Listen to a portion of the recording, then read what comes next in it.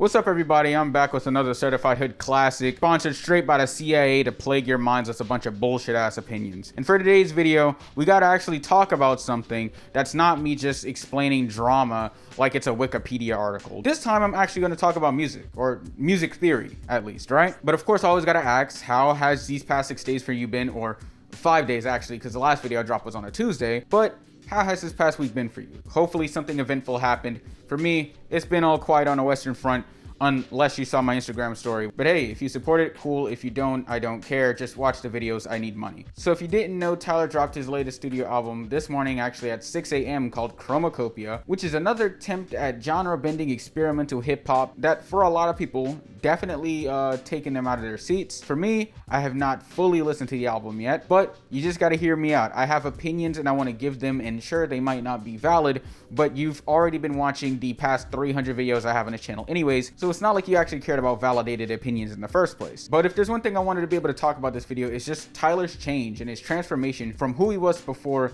into who he is now, you know? In a sense, it's kind of like seeing the ugly duckling turn into the most pretentious swan you've ever seen in your life. And with his latest album, Chomakopia, it seems to get a bit more introspective, with 14 tracks getting a bit more critical on his fan base and on the industry, and really putting himself more on a pedestal than he kind of already put himself on before, but I digress. But I will say it is a bit funny seeing Tyler take the route of being able to criticize his fan base, even though he's been doing that for a while already, because I feel like with him now really pushing that more with this musical process and this music arc that he's on right now, I feel like it's going to make his fan base get even more attached, you know, like this sort of weird psychological Streisand effect sort of thing, you know. But Tyler, as stated before, he's always been pretty critical of his fan base, usually preferring to keep his personal life outside of the limelight, because I mean, when you build your core following around a bunch of chronically online weirdos, I feel like when you're actually going through that sort of musical evolution, that's one of the main things you want to do, is try and, you know, stay away from a lot of those guys, especially a lot of the people who are around for songs like Tron Cat or Yonkers. But on the contrary, I will say that Tyler has had one of the best musical transformations, I would say, not just in hip-hop, but in music in general, going from Wolf to Flower Boy to Igor to whatever we have now, you know? The only criticism I have is that unfortunately it has made his personality a little bit unbearable, to say the least. I mean, I know I can't be the only one who sees how pretentious he has become recently, especially with a lot of the interviews that we'd watch. Definitely feels like he's just jerking himself off, but I digress. But to actually get into the music, to actually talk about the music, right? But to actually get into the music, to actually talk about the music, it's as stated before, it's clear that there is a growth here. He has grown exponentially, right, this past like decade of music, right? It seems he's preferred to stray away from the norms of the traditional sounds that you'd hear within a lot of mainstream hip-hop and create his own signature sound that has allowed him to not exactly grow his core following, but more reshape it, and a lot of people to be able to appreciate him more as an artist and less as this sort of abrasive, weird personality that only the weird kids in the back of the class that would like, you know?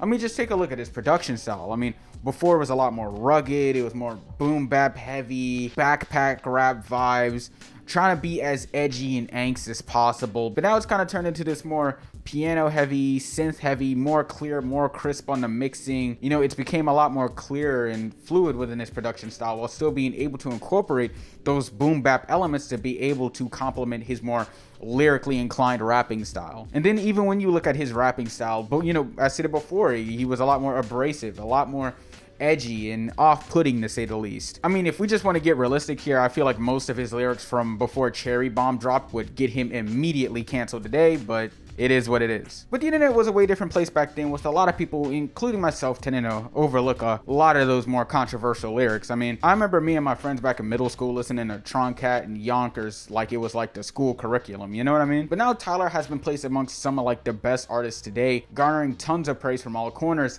and collaborating with a lot of artists that you wouldn't even think possible back then, you know? Like 21 Savage and Tyler, or Tyler and Maxo Cream, is not something you would have expected back in, let's say, 2014 or 15. Although, to be fair, those artists weren't even really a thing back then, but still, you get what I'm trying to say. And then just look at his non-music stuff with Golf LaFleur. I mean, he's even collaborating with Louis Vuitton, he's got fragrances, and he's still managing to sell Odd Future socks like hotcakes. I mean, it's just crazy how the same dude who ate a roach on camera and also got banned from the UK UK also managed to become the textbook definition of artist evolution. But then at the same time, when you look at guys like, let's say Joji, for example, I mean, it kind of makes sense. I mean, at a certain point, I feel like when an artist's career, they'd hit a split path in which they have to choose between sticking with the program or doing their own thing. And I mean, of course, you'd have guys like Future who have kind of stuck with the program and basically doubled down on the sound that got them big in the first place. And nowadays it kind of makes him a bit more stale, if I'm being honest. But in Tyler's case, it seems that he's taken each album he's released as a learning point and kind of learned how to improve on it little by little with each drop. And with him dropping another genre bending project in Chomakopia, it just shows